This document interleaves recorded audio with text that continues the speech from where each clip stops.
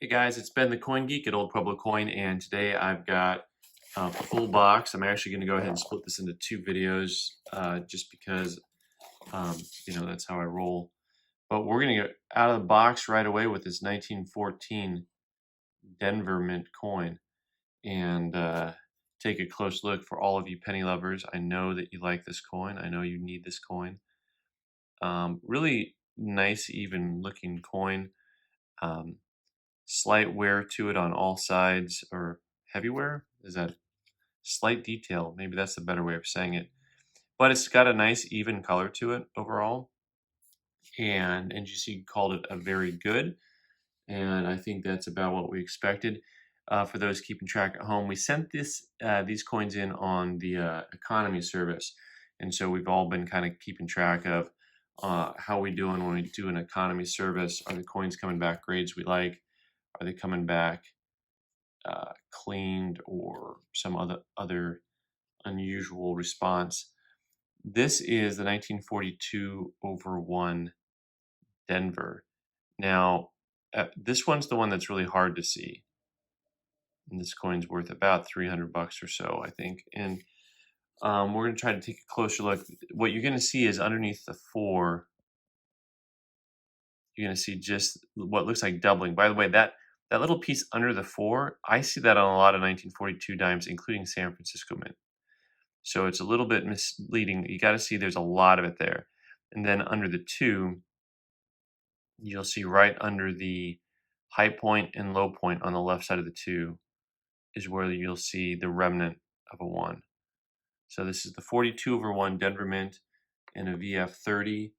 Overall, it's a real nice coin. Like I said, probably $300 to $350 on that guy. Came back a nice grade. I'm really pleased with that. Here we go. We got our penny lovers today, 1859. Nice looking coin. You can see that it has some luster. These coins are made up mostly out of nickel, so they're not as lustrous as some other issues. But you can see the lines of wear across the face and across the back. And so it is not uncirculated. It is indeed AU55, which is a good grade.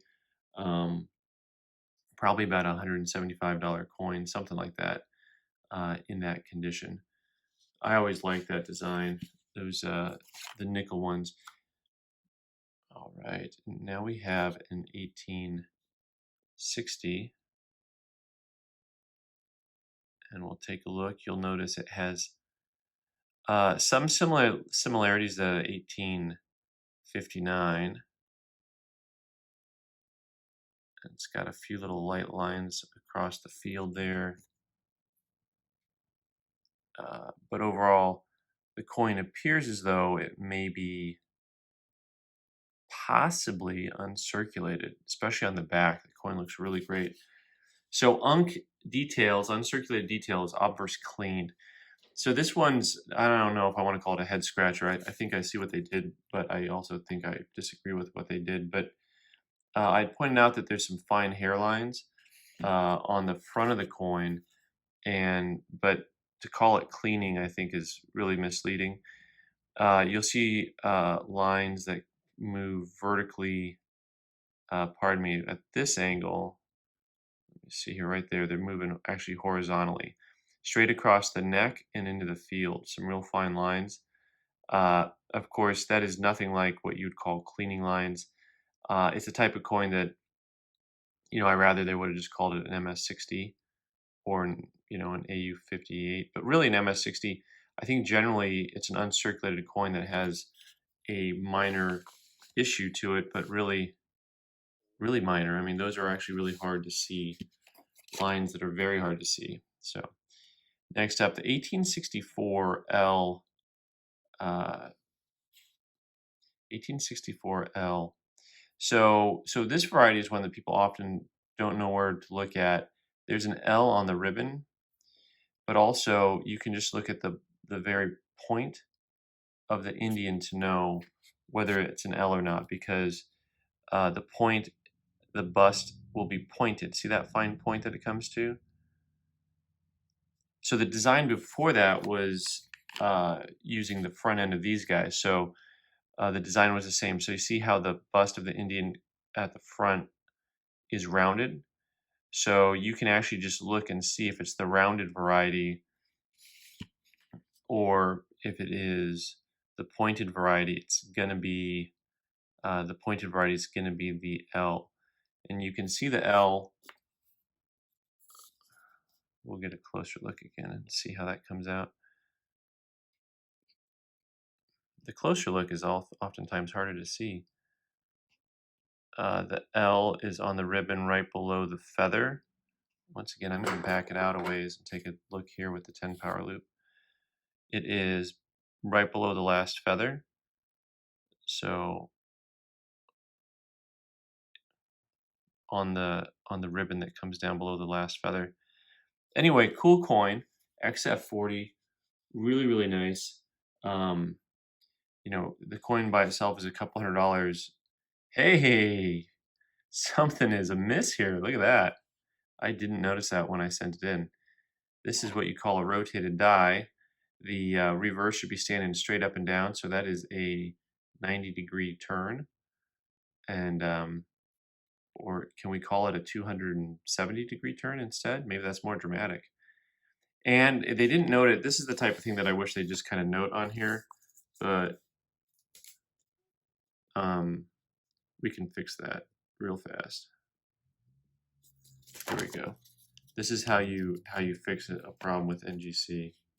There you go. 90-degree rotation. That's what that says. I know you can't read it, but just trust me. 1866 Indian. These mid-60s Indians are really tough to get with full liberties. Nice VF to XF coins. Very tough to come by. 1866. This coin checks in at an XF40, and also I think it's a little bit south of $200 in that condition. Overall, a real nice coin. I really love the 1860s series. Trying to find them in the middle grade is really challenging and lots of fun. Partially because not a lot of guys are going to get coins certified that are inexpensive relative to the cost of the certification. You know, to spend money to get a $200 coin certified is not always the most efficient, especially when they kind of beat you up and come back at you with grades that you don't appreciate. Here's another one, 1867. It looks to me a little bit nicer than that 1866 did. A lot more meat on the bone, so to speak. And it came back in AU53. Nice coin, nice grade. And I think it's also a couple $100 in this condition.